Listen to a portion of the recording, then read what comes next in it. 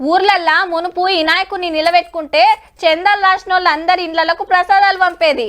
అట్లనే ఏదన్నా గుడి కడటానికి విరాళం ఇచ్చిన వాళ్ళని చూత అన్ని కార్యాలకు పిలుస్తారు, తీర్థ ప్రసాదాలు పంపుతారు. అట్లాని కడమోళ్ళకు పంచకుంటే ఊకొరుల్లో చందాలు రాసినా రాయకున్నా ఊరోళ్ళందరికీ ప్రసాదాలు పంచుతూనే ఉంటారు. ఊరంతా కలిసి గుడి కట్టుకుంటే ఇట్లా, మరి దేశమంతా కలిసి గుడి కడితే ఇగో గిట్లుంటది.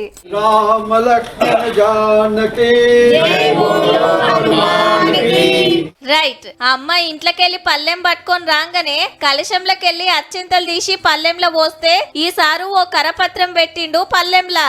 అయోధ్య రామ మందిరం నుంచి వచ్చిన అక్షంతలు మరి 22వ తారీఖు నాడు గుడి ఓపెనింగ్ ఉన్నది కదా, ఆడికి అందరు పోలేరు కాబట్టి రాముల వారి అక్షంతలు పంచే కార్యం పెట్టుకున్నది రామజన్మభూమి ట్రస్ట్. ఆడబిడ్డలు మంగళారతి పట్టుకొని అన్నలు నెత్తి మీద అక్షంతలు పెట్టుకొని పంచుకుంటూ పోతున్నారు. అక్షింతలు అందిన భక్తులదైతే చిన్న మురిపెం కాదు పో.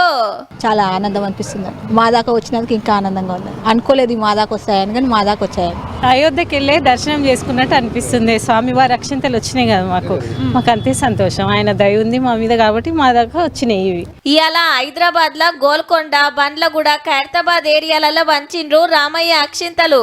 జిల్లాలలో సుత జోరుగా సాగుతున్నది కార్యం. ఇంతకు ఈ అక్షింతలు ఏం చేయాలంటే, ఈ అక్షింతలు తీసుకొని మళ్ళా మీరు స్వయంగా మళ్ళా వేరే అక్షింతలో కలుపుకొని 22వ తేదీ రోజు 5 దీపాలు మీ ఇంట్లో వెలిగించాలి. అయోధ్య గుడి ఓపెనింగ్ నాడు రాత్రి మన ఇండ్లల్లో దీపాలు ముట్టించి జేజేలు పలకాలన్నట్టు.